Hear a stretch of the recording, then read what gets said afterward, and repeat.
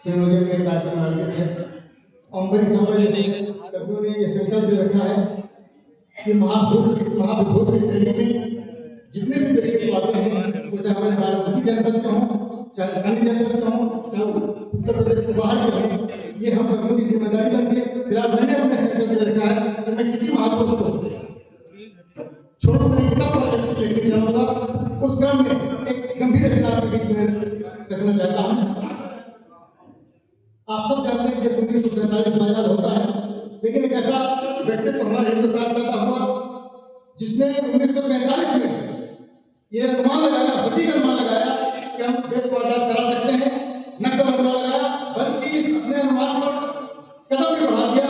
कई स्थानों पर तिरंगा झंडा लहराया। थोड़ी सी हो गई, दिल्ली तक नहीं पहुंचे, अन्यथा देश 1947 के बजाय 1943 में आजाद हो गया होता। उस व्यक्तित्व का नाम होता है जिसने ऐसा काम किया था, सुभाष चंद्र बोस। मैं सुभाष चंद्र बोस को नमन करना चाहता हूँ। और किन परिस्थितियों में ये कामयाबी नहीं मिली। कहते हैं जब देश आजाद हो रहा था तो भी देश की चक्री मिलनी किसको चाहिए थी, मिल दूसरे को गई। कुछ ऐसा ही था 1943 में था कि देश जिसके नेतृत्व में आजाद होगा, निश्चित है कि देश का नेतृत्व उसी के हाथ में जाएगा। इसलिए आजादी इनके माध्यम से होने में कुछ ऐसा ही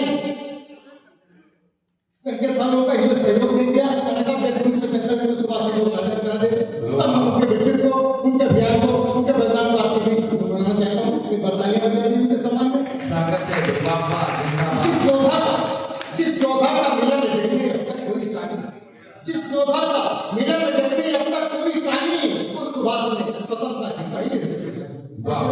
हिंसक जीवों के समक्ष जो विनती कामना, हिंसक जीवों के समक्ष जो विनती कामना थी, जहाँ से दुश्मन को भी छुट्टी न मानी जाती, हो सतत दुश्मन को भी संगीन लिया जाता है, हो सतत दुश्मन को भी संगीन लिया जाता है। राज विनय का विषय नहीं, वो छीन लिया जाता है। असत और असत का जब पूरा उपयोग किया था, उगते सूरज के देशों ने पर सहयोग किया था। और इनका पत्थर से देना जवाब स्वीकारा, और इनका पत्थर से देना जवाब स्वीकारा।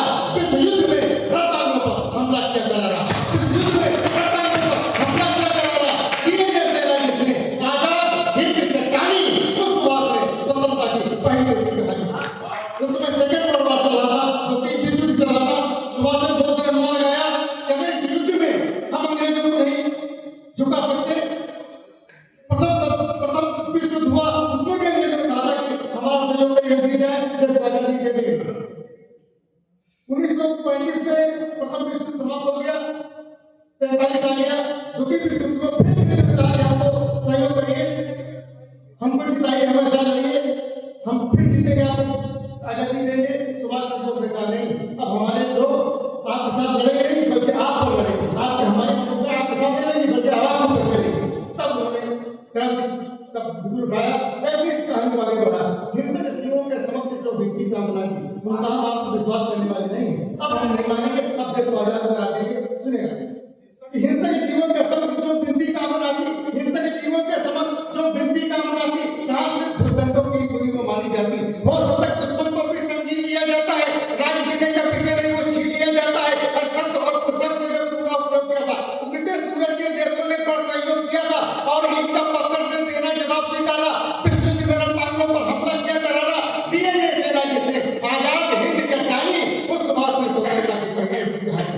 ऐसे आगे बढ़े कहानी को, जैसे सालों के समूह में गुरता सिंह अकेला तोड़ दिया करता बाधाओं तूफानों का रेला। कहाँ चढ़ाई कर दिया, म्यांमार, इम्फाल, कोहिमा पर कर दिया चढ़ाई। म्यांमार, इम्फाल, कोहिमा पर कर दिया चढ़ाई। ढेर चतुर्दिशाओं की जमकर के धुलाई। अब भारत आजाद हो रहा, या वो दो सुनाया, अब भारत आजाद हो रहा, या वो दो सुनाया। बढ़ता हुआ बिजली का संकट मान तक आया। 31/10/43 को, 31/10/43 को जब भी लगाम सरकारी, 31/10/43 को जब भी लगाम सरकारी, तब लड़ना पड़ेगा कि भारत को है भाई, तब लड़ना पड़ेगा कि भारत को है भाई। हिटलर को भी जिसके समूह आगे बड़ी झुकानी, उस सुभाष ने स्वतंत्रता की पहली रची कहानी, उस सुभाष ने स्वतंत्रता की पहली रची कहानी। और 31 अक्टूबर को इन्होंने आजाद हिंद फौज के माध्यम से जापान से उन्होंने घोषणा पत्र किया था 31 अक्टूबर को, इसलिए उनको सरदार वल्लभ भाई पटेल के जन्मदिन को सम्मान देना था। और पटेल जी भी चाहते थे, लेकिन पटेल जी ये नहीं चाहते थे कि पूरे कांग्रेस के संगठन के साथ हम बगाव करके हम उनका साथ दें, अन्यथा अंदर से सुभाष चंद्र बोस के साथ होते। इसलिए उनके जन्मदिन पर फिर उन्होंने आजादी फौज की स्थापना किया था। आगे सुनाता हूँ। और कहते हैं कि जब सुभाष चंद्र बोस भाषण करते थे आप अपने मोबाइल में जाते थे, नवजोत तो छलने लगता था। कहते थे भाषण के राशन से कुछ भी हाथ नहीं आएगा, भाषण के राशन से कुछ भी हाथ नहीं आएगा, जो पुरुषार्थ करोगे भूपर वही साथ आएगा। भाषण के राशन से कुछ भी हाथ नहीं आएगा, जो पुरुषार्थ करोगे भूपर वही साथ जाएगा। मुझे खून दो आजादी दो लोगों को ललकारा, मुझे खून दो आजादी दो लोगों को ललकारा, जंगल में जहिंद मुद्दा किया उन्हीं का नारा। अरे उन्हें बता दो उनकी स्टाइल क्या थी आजादी लेने की, उन्हें बता दो जो हक मेरा उसे छीन लेंगे हम, उन्हें बता दो जो हक मेरा उसे छीन लेंगे हम, मारेंगे तो पत्थर से पानी निकाल देंगे हम, मारेंगे तो पत्थर से पानी निकाल देंगे हम। और उनका क्या बयान था, उन पर जड़ो तमाचा तुमको समझ नहीं तो लगती।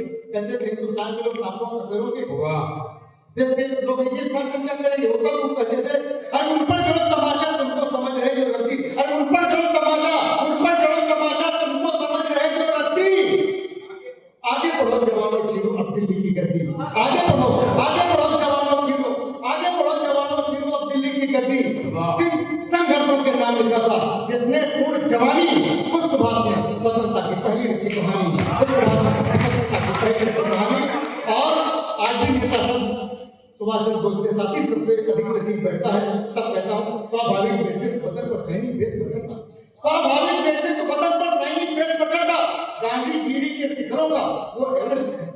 स्वाभाविक नेतृत्व बदन पर सैनिक वेश पकड़ता, गांधीगिरी के शिखरों का वो एवरेस्ट करता। भाई मदद को निकल पड़े तो ब्रिटिश चीज घबराया, भाई मदद को निकल पड़े तो ब्रिटिश चीज घबराया।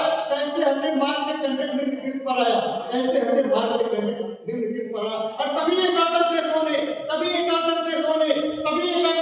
तब बढ़कर किया समर्थन विजय के लिए और वेग में क्या गगन का चुंबन। आजादी के दीवाने जब लौह सतीश अड़ जाते, आजादी के दीवाने जब लौह सतीश अड़ जाते तो दीवाने का बड़े बड़े पर्वत भी सिर झुकाते, तो दीवाने का बड़े बड़े पर्वत भी सिर झुकाते। उन्होंने पकड़कर बंग सिंधु का ज्वार हुआ तूफानी, तब सुभाष ने स्वतंत्रता की पहली रची कहानी, तब सुभाष ने स्वतंत्रता की पहली रची कहानी और रचना का अंतिम जिसके लिए मैंने रचना लिखी कि जलियांवाला बाग कांड का ऐसा सर हुआ, जलियांवाला बाग कांड का ऐसा सर हुआ, जलियांवाला बाग कांड का अगर पैसे कमाना चाहते तो जलियांवाला बाग कांड का ऐसा सर हुआ था। समूह आई डीएम कुर्सी फिर भी नहीं छोड़ा, चाहते तो डीएम पद को ज्वाइन कर लेते, लेकिन जो परीक्षा पास कर पढ़ा नहीं किया विधान अंग्रेजों के अधीन रहते थे, मैं नौकरी नहीं दूंगा। जलियांवाला बाग कांड का ऐसा सर हुआ था, समूह आई डीएम कुर्सी फिर भी नहीं छोड़ा, जैसे कोई तारा नहीं हो जाए। आज भी राष्ट्र के घेरे में सुभाष चंद्र बोस कहां है, कोई कहता है कि गुमनामी बाबा है उनके वाले, कोई कहता है, लेकिन स्पष्ट बात सामने आनी चाहिए। हमारे देश की सरकारों ने उनके इस राष्ट्र को अभी भी बनाया हुआ है, स्पष्ट नहीं किया, तब जिम्मेदारी बनती है हमारी।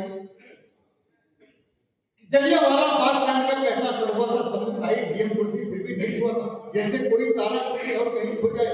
सारी दुनिया रहे ढूंढते लेकिन ढूंढ न पाए, सारी दुनिया रहे ढूंढते लेकिन ढूंढ न पाए। और सबसे पहले फहराया जिसने उन्मुक्त तिरंगा। और एक पंक्ति में निवेदन रखना चाहता हूँ, एक अपील रखना चाहता हूँ, और लगे कि अब समय आ गया है कि सभी को काम होना चाहिए कि सबसे पहले फहराया जिसने उन्मुक्त तिरंगा, और सबसे पहले फहराया जिसने उन्मुक्त तिरंगा।